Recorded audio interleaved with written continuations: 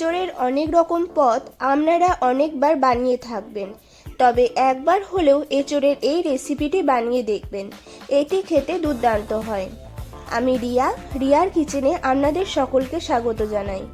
আমার আজকে রেসিপি এঁচোড়ের কালিয়া।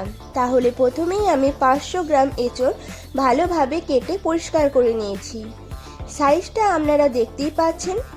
সাথে দুটি আলু ঠিক এই রকম সাইজে কেটে নিয়েছি।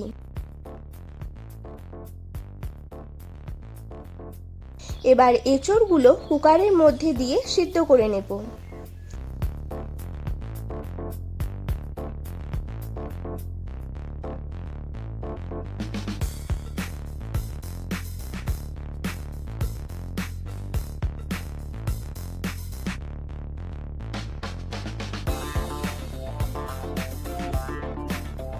সিদ্ধ করার সময় অতি অবশ্যই কিছুটা কাশ্মীরি লঙ্কা গুঁড়ো, কিছুটা হলুদ ও কিছুটা লবণ দিয়ে দেব। এবার কুকারের ঢাকনা ভালোভাবে বন্ধ করে সিদ্ধ করে নেব।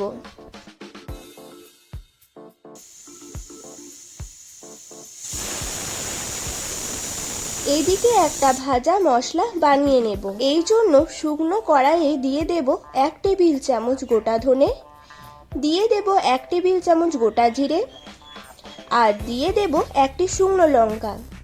এবার এইগুলোকে হালকা একটু ভেজে নেব।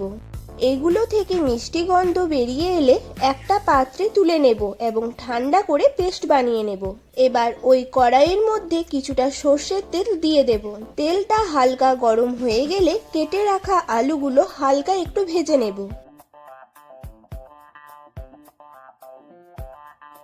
আলুগুলো ভাজার সময় কিছুটা লবণ ও হলুদ দিয়ে দেব।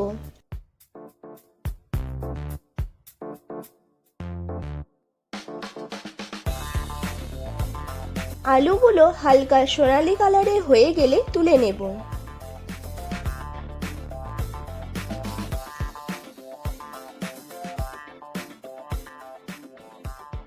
এবার ওই তেলের মধ্যে সিদ্ধ করে রাখা এঁচোড়গুলো হালকাভাবে একবার ভেজে নেব।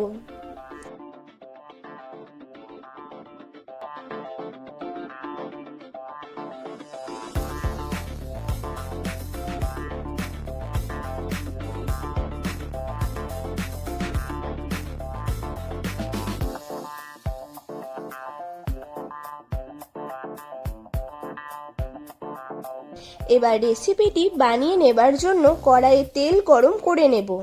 তেল গরম হয়ে গেলে একটি কুচিয়ে রাখা পেঁয়াজ দিয়ে দেব। পেঁয়াজগুলো একবার ভেজে নেব। এরপর 4 টেবিল চামচ আদা, রসুন ও কাঁচা লঙ্কার পেস্ট দিয়ে দেব। এরপর পেস্টটা একবার মিশিয়ে নেব।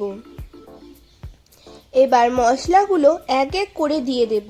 প্রথমেই দেব 1/2 টেবিল চামচ হলুদ, দিয়ে দেব 1/2 টেবিল চামচ কাশ্মীরি লঙ্কা গুঁড়ো, এবার দিয়ে দেব 1/3 টেবিল চামচ ধনে গুঁড়ো, দিয়ে দেব 1/3 টেবিল চামচ জিরে গুঁড়ো। এইগুলোকে ভালোভাবে মিশিয়ে কষাতে থাকবো।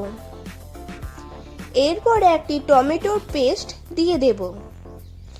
এবার ভালোভাবে মিশিয়ে কষিয়ে নেব, যাতে টমেটো, আদা ও রসুনের কাঁচা গন্ধটা চলে যায়। এরপর যখন মশলাটা এরকম স্টেপে থাকবে, ঠিক তখন দিয়ে দেব স্বাদ মতো লবণ ও 1/3 টেবিল চামচ গোলমরিচ গুঁড়ো।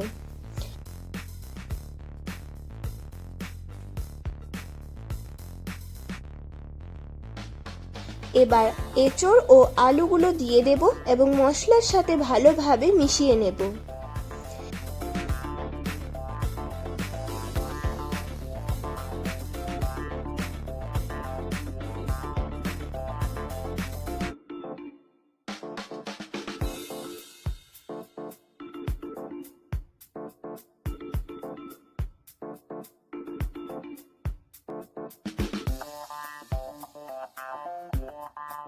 পুরোটা মশলার সাথে মেশানো হয়ে গেলে মিডিয়াম ফ্লেমে 5 মিনিটের মতো ঢাকা দিয়ে কষিয়ে নেব।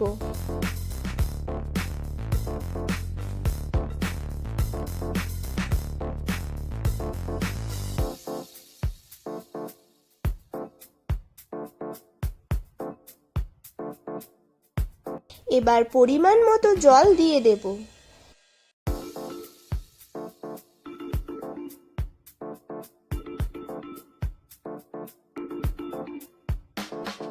এবার ঢাকা দিয়ে লো টু মিডিয়াম ফ্লেমে আরও 5 থেকে 6 মিনিটের মতো ফুটিয়ে নেব।